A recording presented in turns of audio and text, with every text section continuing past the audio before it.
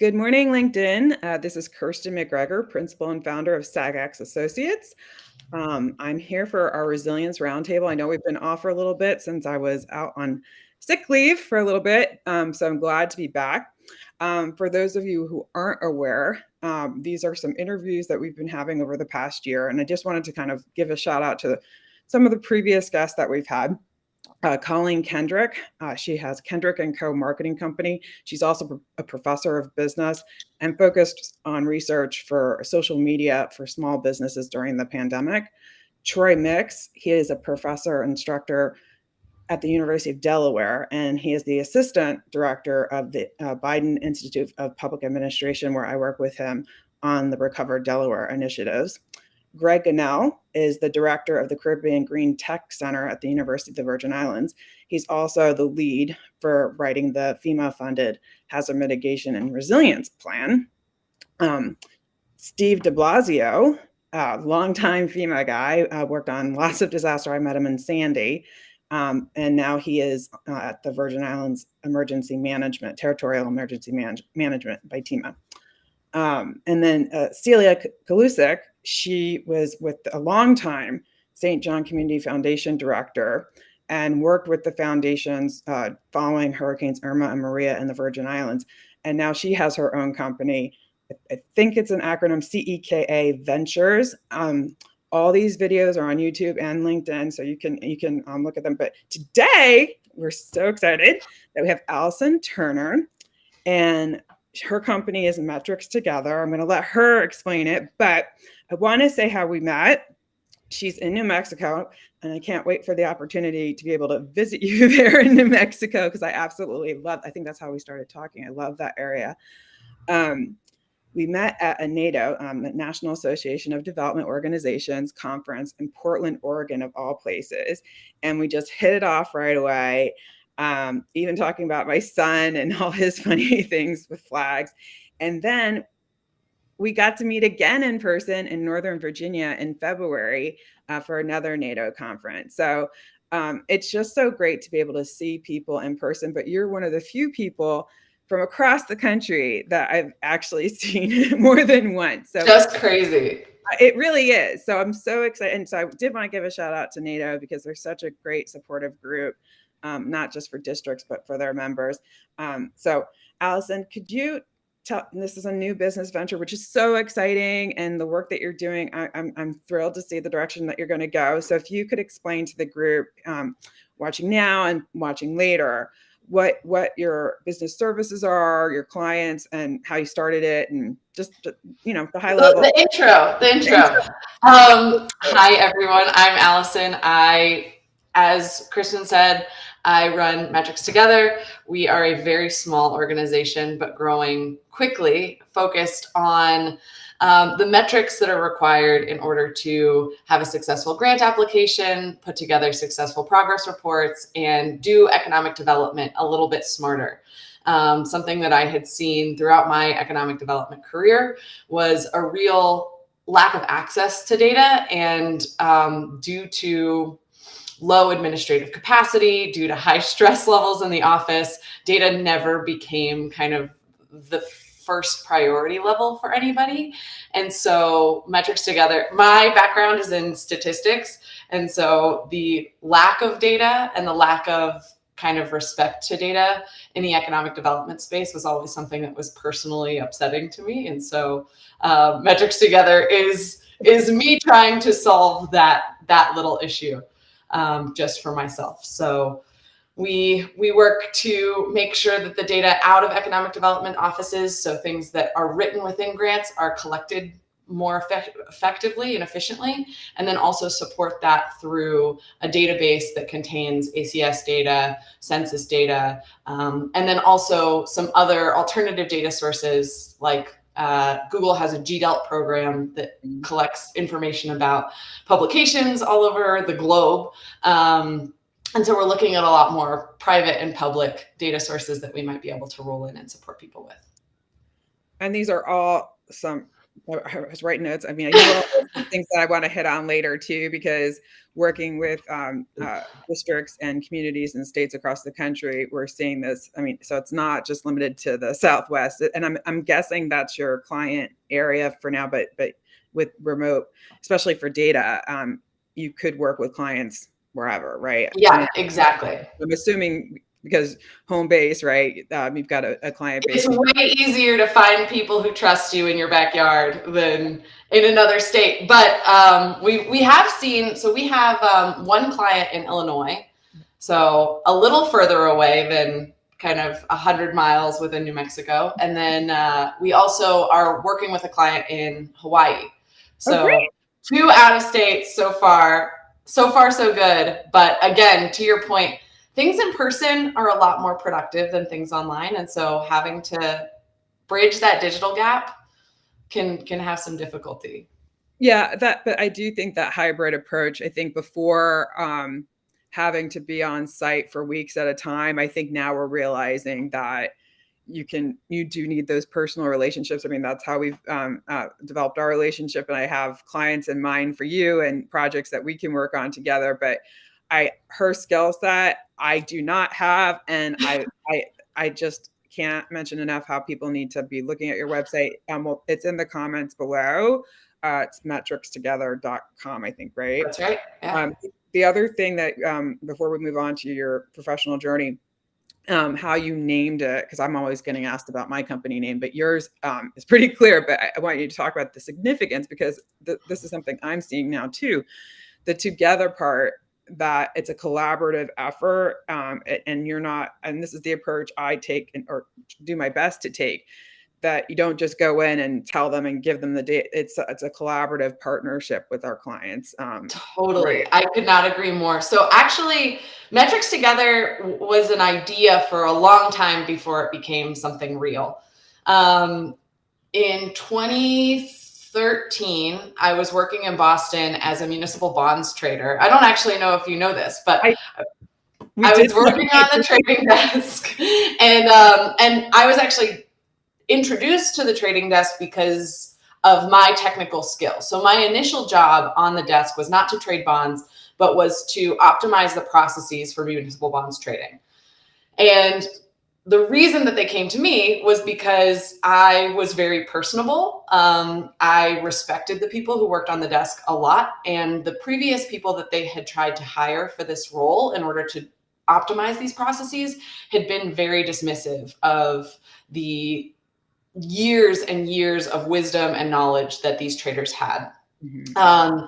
And so the first 2 months of my job before trading, before starting to code, before doing anything, was just listening to how things were evaluated, nuances in human relationships, nuances in relationships with regions or with other groups, and how that evaluation played into trading.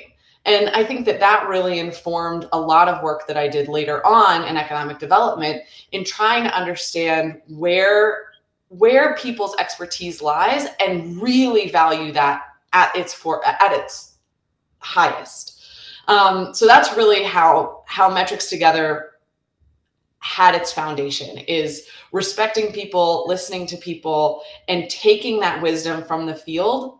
I think so often when numbers come into the conversation, there's a lack of respect to the story and the history of land and people and culture. And I think that's silly. I think that's absurd. I think numbers should work really well to support the narrative that's going on. Yeah. And so Metrics Together came together in order to bring those numbers and narrative into the same space and to respect them together. Well, and one of the things, I actually have a graphic post on this, and I started saying, and it actually was a little controversial, I didn't mean to be, but I started saying be data informed and not data driven, because when you start seeing how sometimes the data sets are irrelevant because they predate a major disruption, or even respectable data sets, if you look in how it was collected locally, it might not be appropriate for what you think it is. And that's why it's important to have an expert like yourself, but all those other skills. But I want to go back to that later. But first, you talked about bonds, but what was your professional journey? Because that is different for most people, even in data, but just in general for economic development, because that also gives you a different perspective on Yeah. field. So I think I'll just give the kind of life course. I grew up in Albuquerque, New Mexico, which is a under-resourced environment. The state of New Mexico regularly ranks fairly low on the list of places that you want to educate your children. So, but growing up here was lovely. I had a really nature-filled childhood. I had a great neighborhood, and I had a really diverse space to grow up. I had a lot of stories from a lot of different people to learn from. Then when I was in high school, I got shipped off to Nicaragua for 3 months and started to really think about community development, how different communities develop, and how the perception of growth really changed that. So Nicaragua was a quote unquote third world country, but in the community in which I was living, I saw exactly the same community that I grew up in the United States. So that really founded a love of understanding of people and growth and what builds what we love. And so I then went off to college. I studied economics and anthropology and Spanish and math. I really tried to load up everything. Yeah, exactly. I just showed up to classes and was like, let's just tack this one on. This will be a good addition. So I had a great time in college. I had the opportunity to go to a lot of other countries and start to do economic development work, support of NGOs, and see how that worked from a global context. Came back and said, the United States is the place that I want to stay and the place where I feel most effective. So I moved off to Boston with no job and no prospects for a job. Ended up landing a job at the Bank of New York Mellon doing I was the head of their client data team for a while and then transitioned over to the municipal trading desk. And then spent 2 years trading bonds, got bored of it, and went off to get my master's in statistics, where I met one of my business partners now, Haviland Wright, who is a professor still at Boston University and who I respect. I cannot speak highly enough of the statistics department at BU. They are really focused on making sure that statistics is a practical mathematical application.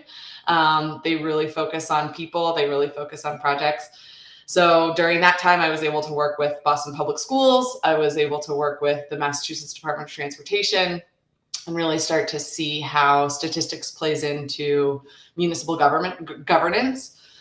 Then the pandemic hit, May of 2020, so pandemic hits February of 2020. I graduate with my master's in May of 2020, and I'm looking for a job. I get a call from Northern New Mexico, and they say, we're hiring a disaster recovery coordinator. Check it out. So I move. I had a job lined up in Boston. I knew my time in Boston was up. So I called the day I was supposed to start. I said, hi, I can't start. I'm moving across the country on Friday. Packed up all my stuff, put it in a tiny SUV, and came back home to New Mexico. And so I served as the disaster recovery coordinator for North Central New Mexico for several months, and then became their economic development planner. I think it was like a 3-month stint between the two. So a really quick environment, as economic development often is. Especially in disasters like what the pandemic. Oh my goodness. Well, everything, I think the pandemic was just is still an escalation of time. I feel like we're already almost in June and feels like January. Anyways, like Vegas, there's no time. I know. It's just insane. I was talking to somebody recently. I was like, oh, the last time we chatted was 2 years ago. Sorry. And so working at North Central was lovely. It built a lot of connections for me and really helped to understand how local governments were affected and being effective by the pandemic, by kind of the day-to-day course of economic development. And so then last October, I left North Central and I started Metrics Together with two friends of mine who were really data focused and who I had brought in to the North Central office to look at data quality for northern New Mexico. And we said, why don't we do this everywhere else? And primary rural. I mean, when I think of New Mexico, I yes, think or Albuquerque, but just for people who aren't aware, right? So that's a whole other issue right there across the country. So we'll talk about some of the challenges and opportunities with data in a minute, but you've brought up some points I'd like to touch on. So because I think people could learn from this. Because I've seen it myself where, especially, some of these big, huge consulting companies, they go in and act like they know everything because they've done it all, which is, having best practices and knowledge of how things work in other places. But every community is different. The culture is different. The landscape is different. The funding, the politics, the stakeholders, how things work. And that going in curious and listening, like you were talking about, that institutional knowledge is invaluable. And you can't have that being a consult. Even if me in Delaware, even though I know enough, but you need to listen to a lot of different people to have an informed decision to work with that data.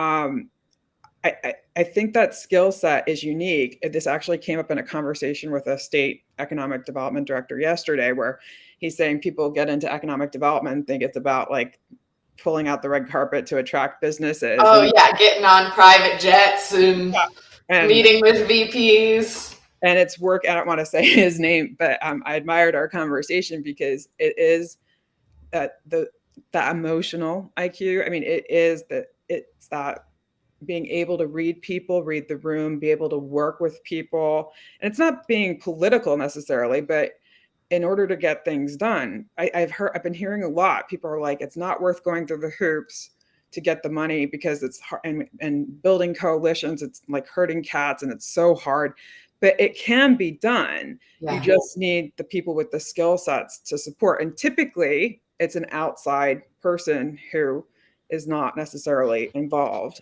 So I have two comments on this. One is New Mexico is a very tight community. And if you're outside the community, it's very hard to come in. And so listening and sitting and being quiet is very important.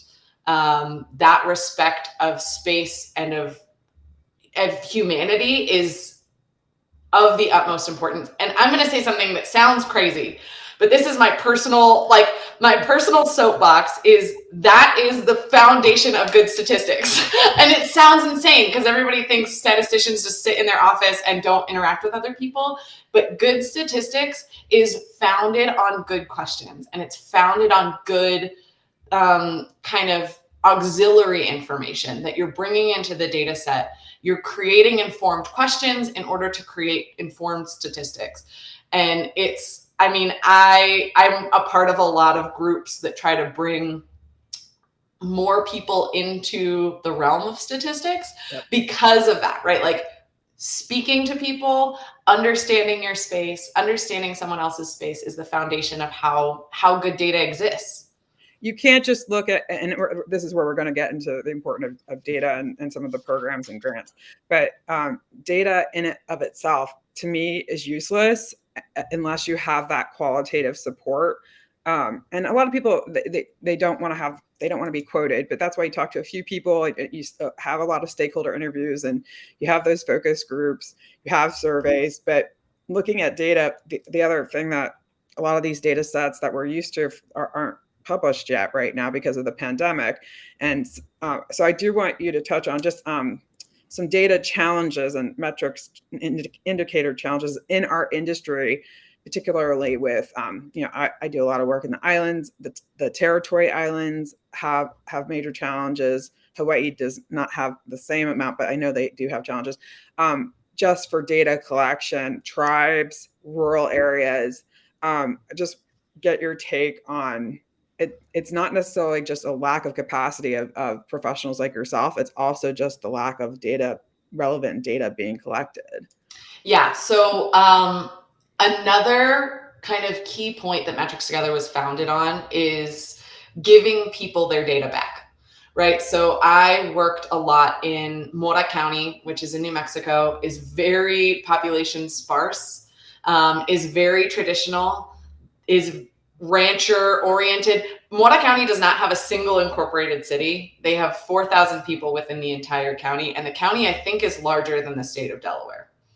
So you're talking about a really interesting place in terms of data. And this is where things like the census or our federal surveys that are used for so many allocations of funding, for grants evaluation, for thresholding with the EDA, these things are useful. But when your census response rate is at 40%, or your regular updates, your ACS response rate is lower than that, really, what are you getting at is the question. And so I think 2020 was a really interesting census year for a whole lot of reasons.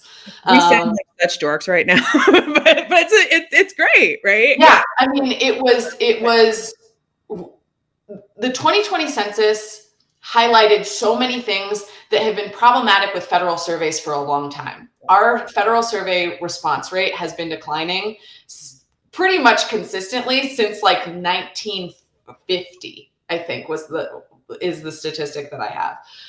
So looking at those rates, we start to think, okay, what other information do we have? Right? What other information can start to bolster this story, can really tell what's going on? And I think that that's where the local governments and where the individuals have to be empowered. They have to say, my data is useful. The things that I'm producing and the things that I do should be recorded, and they should be used in order to make my community better. Yep. Well, and then you get to the point now, it's been a long time since I took statistics and metrics, and gosh, over 20 years ago in grad school.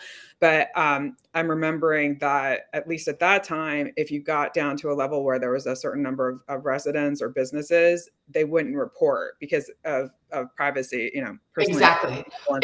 And then you also have, so on tribal land, right, you have alternative census measures that they do. They do a process called catch and release. It sounds kind of iffy, but it's all of the majority of statistical practice is founded on agriculture and natural science. So catch and release is for things like fish or sheep. That's a great term in general, sure.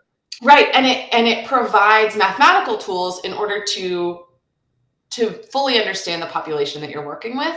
But it also presents a lot of challenges. And the fact that the federal government is unable to cross-check with other federally collected data sources can be really problematic in that effort. And I do think, actually, this is a call I'll be talking with Brett, and it's a huge issue. It's almost like one of those things, like it's such a huge undertaking, what you're talking about, even just planning in general. I know that they're looking at aligning federally funded plans, which then, of course, that involves data. But the other thing that we were talking about was the importance of data with grants, especially, I've been working with disasters for a long time in the economic resilience and recovery space, and funding is just a part of the game. So you have to know, and it's not, we're used to, both of us are used to the Economic Development Administration. Kudos to you guys, we love you. But there's the work with disaster work is typically interagency. So energy, transportation, education. I mean, it's all the agencies. So it's trying to figure out how to leverage that funding, but they all have their own, a lot of these with ARPA, American Rescue Plan Acts, people are like, you use acronyms all the time, and CARES Act, and they weren't used to these supplemental funding, and a lot of them are competitive, and you have to basically make a pitch, and you have to demonstrate that need, not just need for the funding, but then those outcomes about how you're going to measure it going forward. So I think especially, and there's going to be the Infrastructure Act too going forward. So I think talking about the funding for a lot of communities has been overwhelming, just to meet what your company does, and measuring it accurately and being in compliance, but also being competitive for some of these discretionary funding sources. So why don't you talk about that a little bit? Yeah. So I think the first thing is talking about metrics right now. So timing. What the pandemic showed is that a lot of communities didn't know where their baseline was. And so understanding correcting that baseline was very, very difficult. Now you're trying to go back and understand where your population used to be now that the world has completely changed. And that's really hard. That's a whole nother task, in addition to juggling ARPA funds, in addition to juggling CARES fund. It's incredibly difficult. And so I think that not a single office that I've ever been to needs additional administrative burden. And with a good data baseline, that alleviates a lot of the stress. Now you can't go back. Hindsight 2020, everybody would have everything recorded and everything would be sweet and good. But that's not reality. That's not reality. I've never been to an office that's like, let me show you all of the things that we've been collecting for the past 10 years in a very organized way. Never. I've not one. If anyone knows, if anybody who's on has a great data office, let's hang out. Let's have coffee for hours. Honestly, I am aware, and typically those are the larger urban areas and the very well-funded, sophisticated, or some of the regional organizations that are just huge and have a whole department dedicated to that. Exactly. I think where you and I have seen capacity, whether it's just for just working on strategic planning or funding strategies and priorities and data, and I mean it's not those groups, and I think that's the majority of the country. So yeah, I completely agree. Anyway, so I think that's the first thing. Now, so how do you move forward from that, and what's the impact, right? So I think a lot of organizations start to scramble. They start to say, okay, well, we have to apply for this funding, and in the scramble, they write whatever, and that's not being collected, right? So you're now doing the research, you're putting halfway in, and then you're never able to do that again. Some places keep it in spreadsheets, and that's great, but then you have to go back and find it. You're adding issues to issues, and so thinking through the process. This is the foundation of resiliency planning, economic development planning. When you have a plan and you see the whole thing through prior to doing it, it becomes a lot easier. Now we're also seeing EDA, USDA, DOT, a lot of our federal funding agencies putting an extra emphasis on data. They're really starting to ask, okay, when we give you this money, we need you to regularly report, right? The GPRA stands for something. Government Performance Results Act. You can tell I work for them. There you go. Otherwise known as GPRA. But yeah. So the GPRA was my first foray into quantifying the results of the funding that was coming through. Previously, progress reports to the EDA, while useful, were very narrative based. Mm-hmm. And I think that's a conversation that I've had with the national office, is how do we start to use these reports that offices have to do anyway in order to create long-term solutions, right? How do we continue to use this data that it's taking work, right? How do you use the work that you've already done to make your future easier? You bring up a good point with headquarters, though, too. I think that's important that you and I both have those relationships on the federal level, because and it's wonderful to be working with districts and states across the country. However, when you know what's going on in the future with policies, and this is the direction that they're thinking, it helps us with our clients. And I think for EDA, but other agencies too, if they have this data, it helps them go to Congress to quantify funding to support grants for more data. I mean, so yeah, here's where my shout outs come in. I'm going to shout out Trish Corbis, who's our the EDR, the regional person for New Mexico. She's absolutely delightful and incredibly useful when it comes to these conversations. She and I have had many conversations that have been around a single project that have focused on the more general need for better data and how to get there. She gets a shout out. Ryan Smith at the EDA headquarters office gets a shout out because he's my data buddy. And I mean, and NATO in general, I don't think any of these connections would have happened without their support and their incubation of good ideas, right? Their drive to support new, revolutionary, easier processes for our economic development districts and our local governments throughout the country. Well, and to that point, sometimes these groups get frustrated, especially if they're new to this type of discretionary grant funding competitions. Why are they asking this question, or why do they need this? Oh, Joe just said, hey, Joe McKinney said, oh, thank you, Joe. We love you. And I'll see you in LA for the board meeting in a few weeks. So, but anyway, and he's a funny guy, so I have to have him on here to do one of these things. But I think that knowing that headquarters needs that information. So again, if we want funding to help our communities with the capacity, they have to be able to justify it, right? Totally. So I think too, one of my hopes is that currently all of our federal funding agencies are beholden to census and ACS data. That is what they use in order to distribute funds, in order to prioritize where funds go.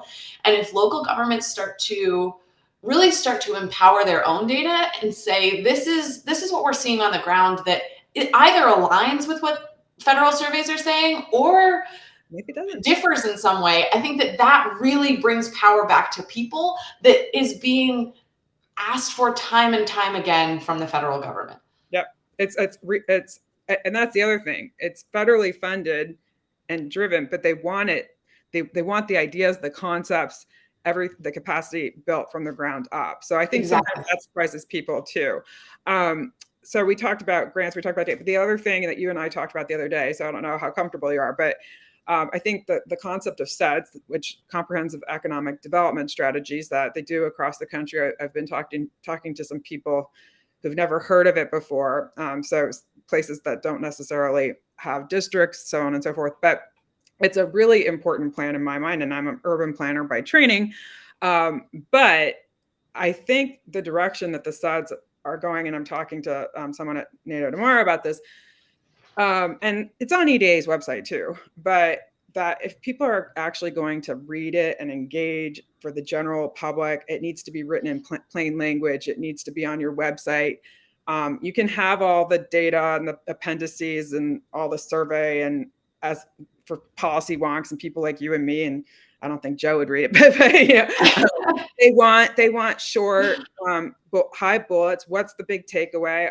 And maybe some academic people would be upset with that. But if you want the general public to be involved, and business owners who don't have time, and we're both business owners, it's hard to do. So thank you for taking the time today, because it's hard to do other things and have for businesses to be involved. Just the facts, ma'am. And I think that with data, it's finding those really important points, but also using data dashboards and infographics and making it so that it's just easy to understand, and they can compare, okay, 2010 versus 2020, pre-disaster, post-disaster, employment over here and Santa Fe versus Albuquerque, so why don't you talk about that from? Yeah, so I was actually, depending on whose perspective you're coming from, I was lucky or unlucky enough to write the SEDS for Northern New Mexico during my time at the North Central Economic Development District. And that process was super informative. It was super informative to me as to the level of data quality that we could access, the level of reproducibility of that data, and the understanding of our local governments and local business owners of their availability to access that data. Surveys, as you know, and now I think surveys are even harder, right? Everybody is exhausted. Everybody's exhausted. It's survey fatigue. We call it disaster. Yeah, survey fatigue, just fatigue in general, right? Watering my garden in the morning takes more energy than it used to. I don't know why, but it does. And so the respect of that, right? Saying, okay, I get that you're tired. How do we have a productive survey that is, how do we have productive products that are short?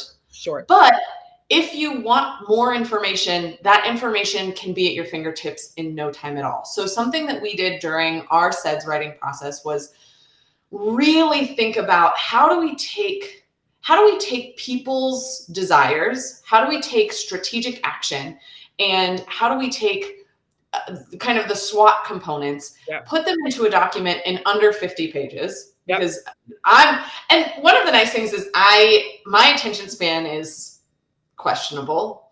It's on the lower end. I have a tendency to read headlines and then not read the articles. And I want engaging content. I want to be prompted to engage. Right. And I think taking that mindset into the SEDS is really important.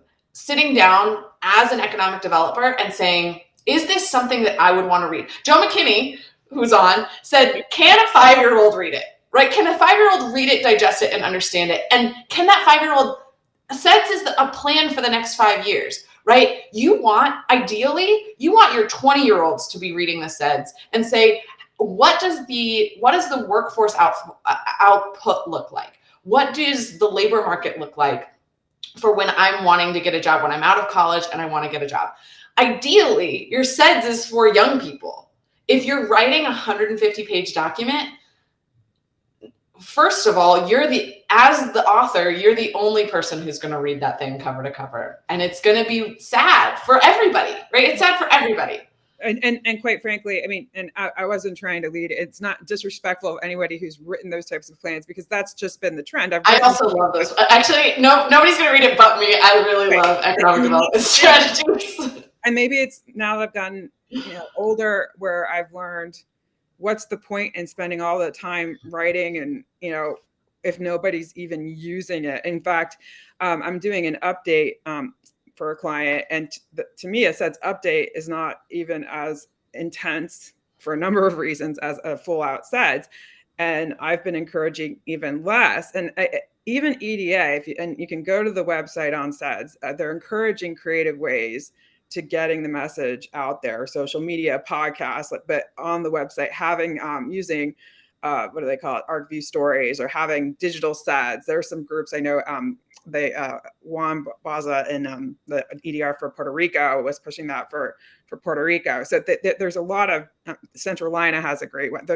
Across the country, there's some ones to look at, but that's the direction they're going. And I think for a lot of people, because it's not a plan that you can send in the mail or have a PDF. Well, yeah, it feels less impactful, right? If you can't print it out at Kinko's and be like, look at my book that I wrote. Right. It can feel a little bit light. Yeah. But that's ego there about, I think, and again, I've done it myself, but I think where I've seen the most impactful, maybe they aren't the deliverables that people expect, but that actually are engaging and accessible to all types of people, not in but then you ask the question is who's engaging? So this was one of my big kind of projects that I was hoping to get done when I was at North Central, was enabling kind of a user interface, a data dashboard that people could connect with.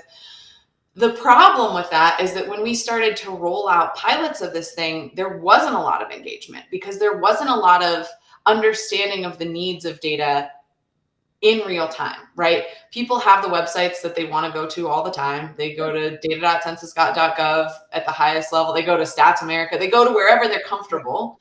Yep. And that's what they know. And so I think that oftentimes it can feel a little bit disheartening to create a data dashboard, put all of this time, money, resource into creating this thing when you feel like you're just reinventing the wheel. Yeah. And that's where I think that data empowerment component really comes in, is what information do you as a community have that no one else has? And that's the point of the SEDS, right? Use your knowledge, use your community, and think about what an actionable future looks like. And so I think that there's a hybrid model in there somewhere. I love that we're going towards more accessibility, but I think that there's the need to remember the story, right? Remember these large documents that people have put together and integrate those in. And referring to them, I mean, you can hyperlink to that, and you can hyperlink to all the different, I think some people don't know about Bureau of Economic Analysis and BLS. I mean, there's so many different data sets that people aren't necessarily aware of that you, as a professional, and you've actually brought up the Google, I mean, so being aware of other data sets. And a lot of districts have subscriptions to like Esri, but without understanding their level, because there's different levels of access, and how relevant is that data. So some of those private policy map is another one. There are different programs out there that if they wanted to do a dashboard, but they also have to have someone to maintain it. If that's so. Well, and this is the other thing is I used to have a lot of meetings with like Remy and Esri and all of these economic focused kind of dashboard people. And my biggest frustration is that data quality for the census for New Mexico stinks. It stinks. And so my question to them was always, what do you have in terms of alternative data that I could look at that I can't find for free on the census when I know that that's not what I need for this community? And their answer was, meh. Well, and I was so mad. I would get so mad. No, but I'm glad you're saying about New Mexico, because it means this is probably a bigger conversation. Oh, I think this is the NATO about too, and EDA. Maybe it's like maybe you can come out to DC and we can go.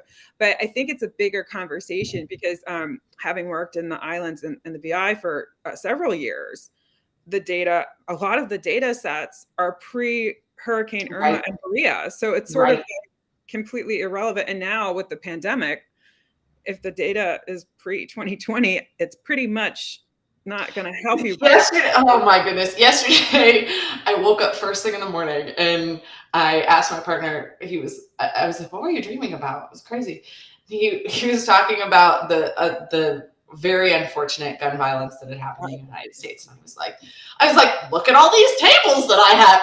It was first thing in the morning. It's 6:30. And I'm like, look at all my tables and my graphs. Here's all this information, but none of this information is relevant because levels of violence have increased so much during the pandemic, right? We don't have the in real time metrics to talk about these things, but we do have the qualitative data. We do have the stories. And so bringing those things to the table and ensuring that you have the best. Well, or sometimes there's some high level national, which isn't relevant necessarily to these smaller communities, but you can extrapolate. And then with those qualitative interviews and engagement, you can sort of tell a story that way. It doesn't work all the time. But you're right. And I took my son to school today, and it was not an easy drop off for me today. But so I know all the parents are feeling this, but I don't want to start crying. But I think the important takeaway though is that we are looking at data visualization, and sometimes it's graphics. It doesn't have to just be these charts, and making it so it's fun to look at, and it's not necessarily thinking just kids in mind. I know it's human nature. If you're on a website, that you're going to want something that's fun to look at, not just a whole bunch of text. And I think to your point, creating the spark of creativity, right? So you want your data visualizations to be engaging so that people ask their own questions. That's the real nugget, is you want people to dive in for themselves. I'm going to write you one sentence about the business landscape of New Mexico, but I want you to ask your own questions. I want you to go back to your own community and say, this is right, this is wrong, what's going on, right? Yeah. And then come back to me and say, hey, you were way off base. And because you were specific with your data, and because you were specific with your kind of geography, that can be a conversation where we say, where do we need to improve data quality? Where do we need to improve collection? Where can we do a survey where people will be engaged? Information breeds information. Yeah. But the thing is what I didn't realize this a few years ago, but it is a special skill set that to be able to build on the emotional intelligence that we talked about, that curiosity and listening is a special skill set. Standing back and seeing the bigger picture of all the moving parts of all the different stakeholders and things that could impact in the future, but also having that situational awareness about why funding matters and capacity to support regional capacity, local capacity. But we're getting on 45 minutes, so I just wanted to hear a little bit more about the direction your company is going now. And I do think that this is, I've already told people about your company. The one thing I will say is the question I get, even for me, well, we need money. That takes money, or to do it, what you do, or even what I do. And the thing is, there's a lot of money out there right now, and there, yes, is it hard to write a grant application? Yeah, but it's not that hard, and sometimes the return on investment is worth it. And there's creative ways that you can do things. But I just feel like it really is important in the direction that we're going to have the skill set that you bring to the table. So why don't you talk about kind of the direction you're going with growing and expanding? I know you just recently hired somebody, and just, I mean, because it's super, super exciting. And it is really exciting. I can't tell you how phenomenal this journey has been. It has just been the amount of support that I've gotten, the amount of cool projects that we've been able to work on already. So back to Metrics Together started in November. So we just celebrated our 6-month anniversary of me registering us as a business. Oh my gosh. And it's crazy. And we've already been able to hire a person, Sarah Barnett, if you are on, shout out to you and all that you do. She's already engaged with me. Yeah, so. Is an absolute phenom. I cannot tell you how much of a blessing she is. She's a close personal friend of mine, and oftentimes hiring friends can be a little bit iffy, but she's the greatest. So in terms of where the company's going, he says hi. So in terms of where the company's going, in my mind, right now, we're really trying to deal with all of this jobs and infrastructure bill money, with ARPA money that still exists out there, with CARES money that's still floating around there.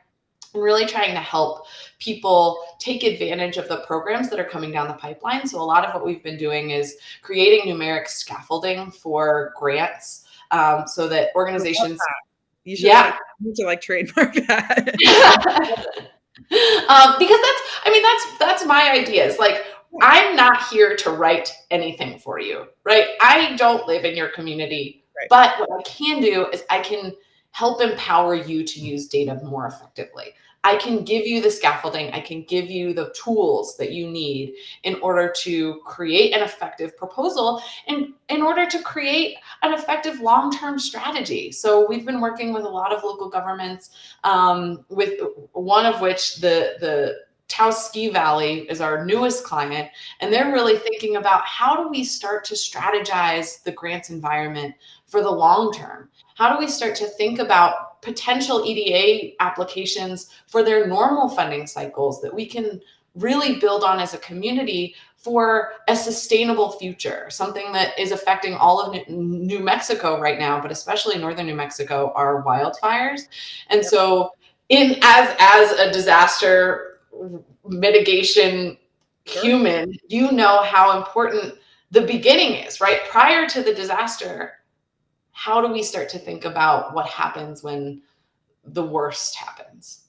Thank you to refer me as a human. I appreciate that part. But but that's the thing. And people who haven't been part of a disaster, the federal funding, it doesn't solve everything, but it can be overwhelming for these communities and for the work that you and I do. That's, I think, what we bring to the table. People just think I'm a grant writer. I'm like, no, I actually don't write grants. I have people who can, but it's the higher level strategic thinking, and leveraging funds and building coalitions, right? And I think that that's going to be the trend going forward, because pandemics don't have boundaries, industries don't have boundaries, workforce, they don't have, and it ultimately comes down to quality of life too. So that's a whole other thing that we don't need to get into right now.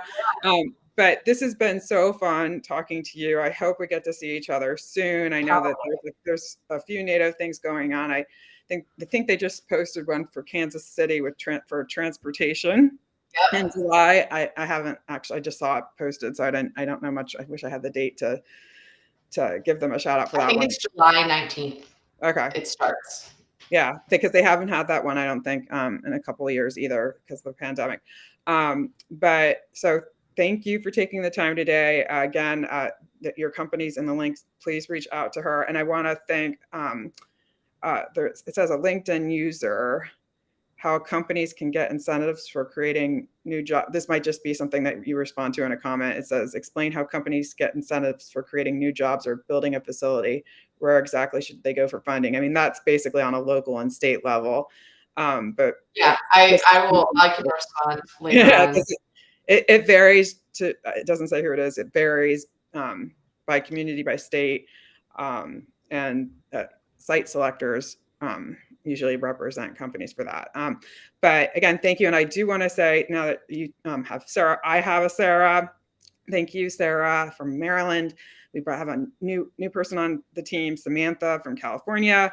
Got Sydney, who's up in New York, moving to Boston actually, and we are growing. I've got Cora, who actually lives near me. So the team is growing, and I couldn't. That's the thing I wanted to stress to you, being a new businesswoman, is you can't do it all yourself, and you have to have help. And it's scary to do that, but it just is worth the investment to do that. So again, thank you. And thanks everybody for writing the comments. This has been great. And feel free to comment. This will stay on, it will post eventually on LinkedIn, and it will also be on the SAGAX YouTube channol. So yeah, thanks for having me. It was lovely. And it's always so good to talk to you. So I know. Yeah, we'll have to catch up soon.